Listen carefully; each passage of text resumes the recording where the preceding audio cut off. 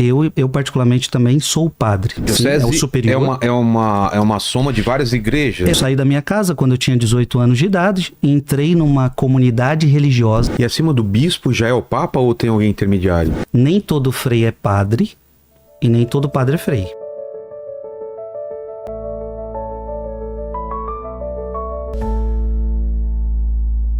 Primeira coisa então, frei. O que é um frei? O que é um padre? Freira? Bispo? As pessoas têm muita dificuldade de entender isso. Veja, eu sou padre. Eu particularmente também sou padre. Nem todo frei é padre e nem todo padre é frei. Tá. Então, o que acontece? A gente costuma dizer o seguinte: o padre religioso e o padre secular. Então, o que é o padre secular? É aquele rapaz que sai da sua vida, entra num seminário, estuda 6 anos para ser padre. Então ele vive dentro de um seminário com outros seminaristas. Ao sair dali, ele é ordenado padre, ele recebe uma paróquia. E a vida dele vai se resumir a isso: cuidar de uma paróquia. Então ele tem a vida dele, ele acorda a hora que ele quer, ele faz a sua organização como ele preferir. Ele deve obediência ao bispo, que quase nunca, poucas vezes ao mês ele vê aquele bispo, e ele vai seguindo a sua vida, vai seguindo seus trabalhos naquela paróquia. Eu sou religioso e sou padre também, ou seja, dentro do meu estado religioso eu estudei para ser padre como todos os outros. Fiquei 6 anos no seminário, sem morar lá, mas estudando filosofia e teologia. Então, o que é um religioso? Mesmo processo, saí da minha casa quando eu tinha 18 anos de idade, entrei numa comunidade religiosa, que no meu caso são os carmelitas. Aí como é que funciona? Cada comunidade religiosa segue algum santo como inspiração. Então, por exemplo, os beneditinos seguem São Bento. Os franciscanos seguem Francisco de Assis, se inspiram em Francisco de Assis. Carmelita, eu sou carmelita, se inspira em Santa Teresinha do Menino Jesus, São João da Cruz, Santa Teresa d'Ávila. Então nós nos inspiramos nesta espiritualidade e seguimos o segmento de Cristo de acordo com o exemplo destes grandes homens de Deus. O que é uma vida religiosa? Eu assumo uma regra de vida. Então, diferente de um padre que pode fazer da sua vida, fazer os seus horários, eu não. Eu entro numa regra de vida. Então, nós temos hora para acordar todo mundo junto, hora para almoçar todo mundo junto, horas para rezarmos todos juntos. E ali seguimos coisas em comum. Por exemplo, votos de castidade, pobreza e obediência.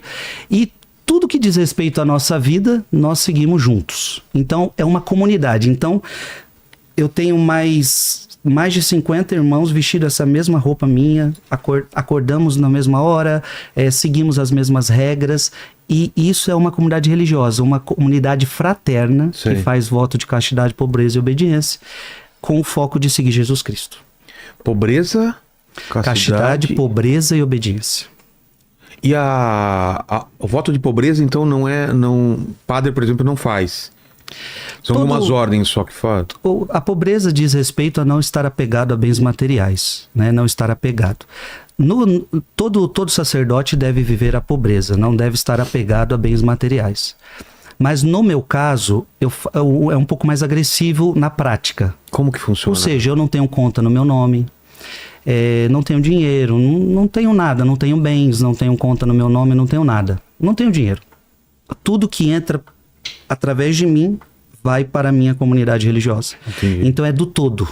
Então, se o frei receber alguma coisa, isso é partilhado para todo mundo, para toda obra, para toda ordem. Não fica só para mim, entendeu? E como funciona no Brasil, assim, né? A distribuição de freis, padres, como que funciona? Você pode ser transferido para outro lugar? Como se escolhe?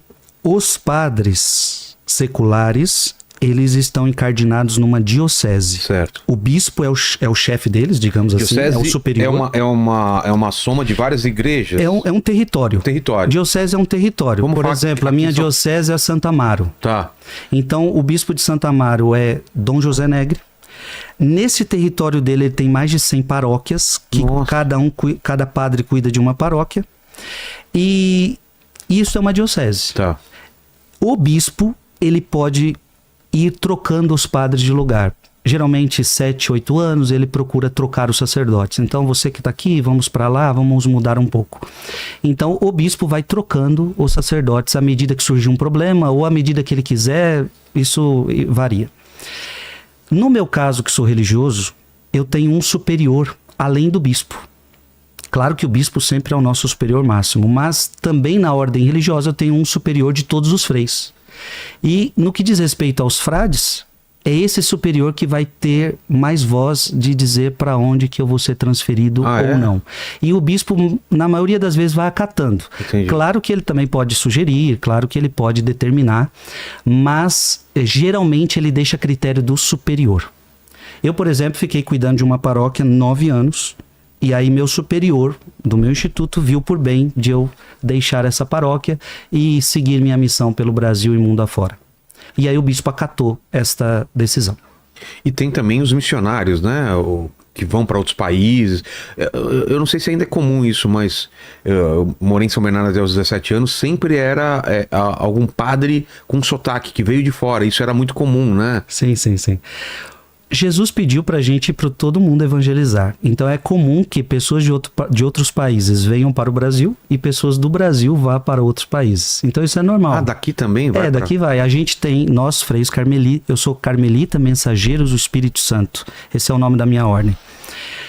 Nós temos casa na França e na Itália. Ou seja, entendemos que um dia a Itália e a França nos deu a fé, mas hoje a Itália e a França estão precisando da fé. Então nós fomos lá como missionários. Nós temos que aprender a falar o italiano, aprender a falar o francês, nós temos que entrar na cultura deles para tentar evangelizá-los. Poxa. E da mesma forma, o meu bispo é italiano, então ele saiu da Itália para evangelizar o Brasil. Então acontece essa troca, Então todo e qualquer cristão é chamado a ser missionário. O que acontece é que alguns, de fato, vão para outros países, para outras terras. E acima do bispo já é o papa ou tem alguém intermediário? Tem o arcebispo? Funciona assim, na Igreja Católica você tem 3 hierarquias: diácono, diácono, sacerdote e bispo. O papa, por exemplo, é o bispo de Roma. Ele não deixa de ser um bispo. Ele não deixa de ser um bispo. Então essas são as 3 hierarquias da Igreja Católica. Entendi. Eu sou sacerdote. E o bispo é, digamos, a ordem máxima da Igreja Católica. O bispo não reza a missa ou ele também reza? Reza. Ele que tem a plenitude do sacerdócio. O bispo, a gente entende na Igreja Católica que ele é o sucessor dos apóstolos. Então você imagina, Vilela, foi morrendo os apóstolos, eles foram ordenando outras pessoas no seu lugar. Certo. E um bispo tem uma sucessão direta aos apóstolos. E o Papa é o sucessor de Pedro. O Pedro era o chefe. Então o Papa é o sucessor de Pedro. E o bispo o sucessor dos apóstolos. Entendi. Entende? Então os bispos celebram missa, todos os sacramentos os bispos realizam, os sacerdotes também, só não o diácono. O diácono, ele pode ser tanto permanente, ou seja, sempre diácono, então esse geralmente se casa. E todo sacerdote, antes de chegar a ser padre, ele precisa ser diácono uns 6 meses, no mínimo 3 a 6 meses. E então, este não pode celebrar missa, este não atende confissões. Mas ele pode celebrar um batismo, ele pode celebrar um casamento, algumas coisas assim ele pode.